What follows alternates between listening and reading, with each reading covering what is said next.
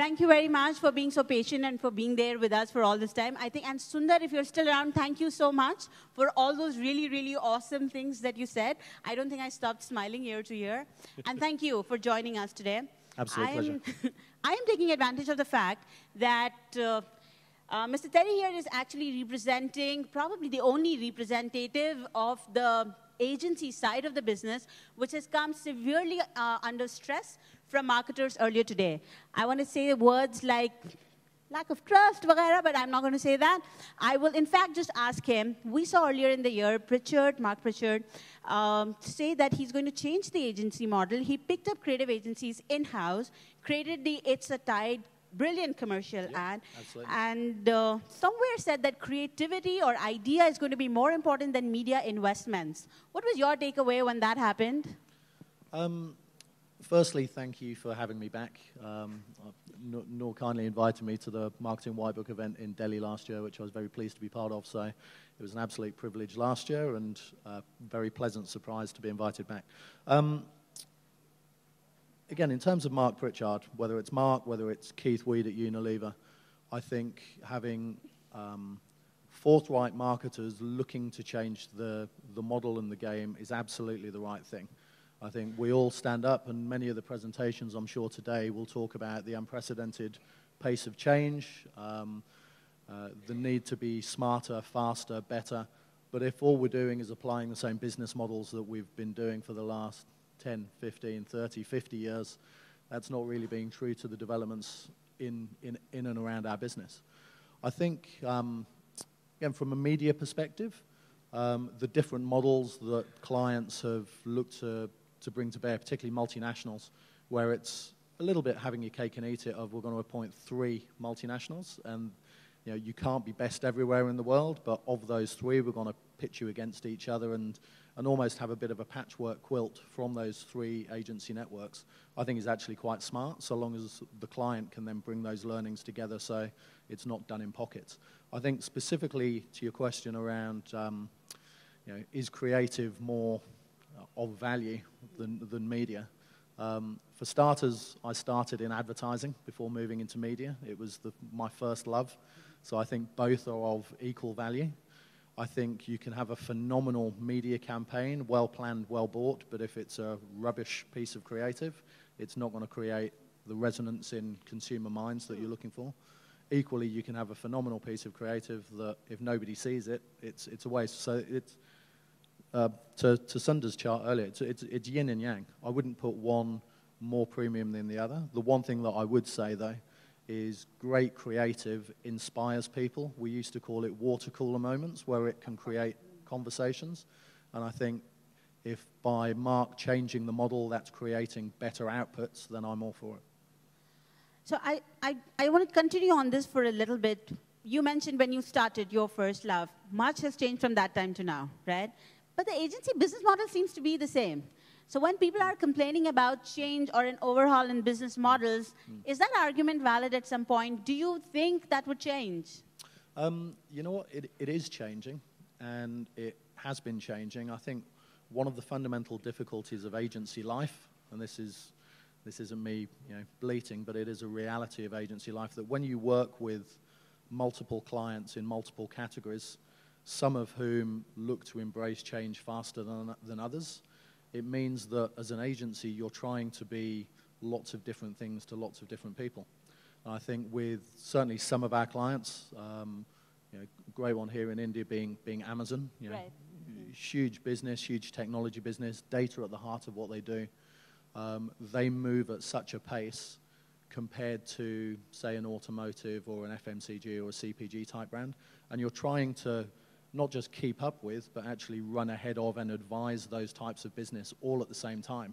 So whilst from the outside it might not look as if the business model is changing, the business model on each and every one of those clients has certainly evolved, and some almost unrecognizably in terms of the type of talent and the type of technology that we now have on the business, to such a degree that I look back 25 years ago, life was a heck of a lot easier.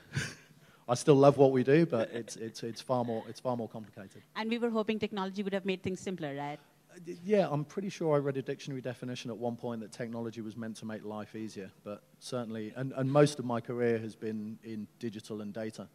But that has moved at such a pace, and it's great following Sundar when he's talking about experiences and customer experiences, because CX is certainly the buzzword of this year and last year, and will continue to be so for a while. But that as a concept far transcends media and advertising and every facet of the business. So if you're looking at every consumer touch point and talk about customer experience through that lens, it can't be owned by one particular part of the supply chain. So it's not advertising, it's not media, it's every facet of the business. And yet, when the whole WPP chaos happened earlier in the year, there was this whole conversation that, and I know that there are people from Kantar here, and I mean this really nicely. I love you all. Thank you for the content. But there was this whole conversation of the sale of the Kantar piece of the business. And WPP at some point was contemplating or said to be contemplating that probably it'll become simpler if it let go of some of its assets. What I hear from you is that all the assets need to work together, which WPP leaders later clarified that they should do. Yeah. While the jury's still out, we don't know what they're doing. But my point is that now Surel's starting a new agency of his own or a network of his own, and he's talking the language of, I now have learned from my mistakes of WPP, and he will be focusing on specific elements, talking data, tech, content. So what are we talking about? We're talking about some elements that need to work together, should not, we should change focus. I think that's about 17 questions all in one. I'm a journalist. With specific regard to Kantar, Eric Salama, fantastic guy, first person who ever interviewed me. I think absolutely collaboration needs to happen without question, because there's no one business that can own everything. Whether each of those parts needs to sit under the same individual business or holding company, or not. I mean, IPG made its single biggest acquisition 2-3 weeks ago in $2.3 billion to purchase Axiom, a data business. I think that's a very clear statement of intent of where we see the future of our business, and we're putting our money where our mouth is in that regard. I think you don't necessarily need to make, I mean, we see that as a massive, I hate using the word pivot because it sounds very Silicon Valley, but we see it very much as a way to redefine the future of our business. Not just Mediabrands, but IPG as a collective whole. I think you don't necessarily need to own all the aspects of what you're working with. And in fact, Jonathan Nelson, who runs Omnicom Digital, as part of the Omnicom investor call the other night, and Jonathan's a great guy, worked there for 19 years. He said they would rather rent than buy. Yes. That is absolutely an approach. It still means that you can work with lots of multiple parties. Our approach has obviously to go a slightly different route, but we see many more benefits of having talent, over 2,000 data analysts from within Axiom that can help inform and grow and share revenues across our entire client base. So it's, I can't speak for Mr. Sorrell, but he's still making an impact. He made a huge impact while he had WPP on his business card. He's making just as much impact when he's out of there. But data, content, technology, media, him saying those things are important. They're at the core of all of our businesses. So I don't disagree with him, but I don't think it's a revolutionary statement. Fair enough. All right, got it. Thank you for that. I'm going to draw this conversation down to India a little bit. There seems to be a tech divide of sorts. India was leading the way when it came to data and analytics. We were pioneers here. We were centers of excellence for several media agencies, actually. But it would appear with newer forms of technology, especially AI, machine learning, the solutions from India are not at par or comparable to what we see from some of the other markets, especially when it comes to marketing. Now, would you agree with me? I would certainly agree with you that there's phenomenal talent in this market, and not just in this market, but has been exported overseas in the area of data and analytics, without question.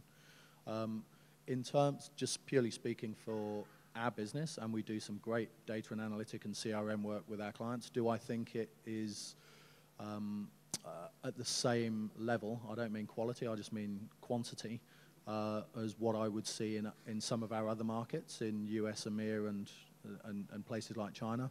Possibly not, but I do think that, I was chatting with somebody backstage, people used to refer to China as the sleeping giant. I think China, for a multitude of reasons, having its own ecosystem, having to pretty much focus internally and then now starting to export to the world. Between now and 2024, when India is due to overtake China in terms of the world's population, I think the next 6 years of growth in India are going to be huge in the area of application of data. You look at devices. Devices are the things that give us data. I think there's already more people with smartphones in India than there are US population. There'll be 40%, I believe, of the total Indian population with smartphones by 2022. The rise from, as a result of having those devices, the content usage, whether it's Netflix, whether it's Amazon Prime, is absolutely electrifying in this market. As is e-commerce. All of those things are throwing off data. So to the chart earlier that had, you need an analytic layer, you need a capture layer. You actually need the data as well to almost fuel that engine. So I think India is best positioned certainly in APAC, which is my patch, to have the fastest aggressive growth over the next 3 to 5 year period. All right. We're going to end this with advice from you. How do you think agencies, especially in India, and how do you think professionals, agency and professionals, should hone or change their skill sets to be future ready in the light of technology? And second, to be the new client ready.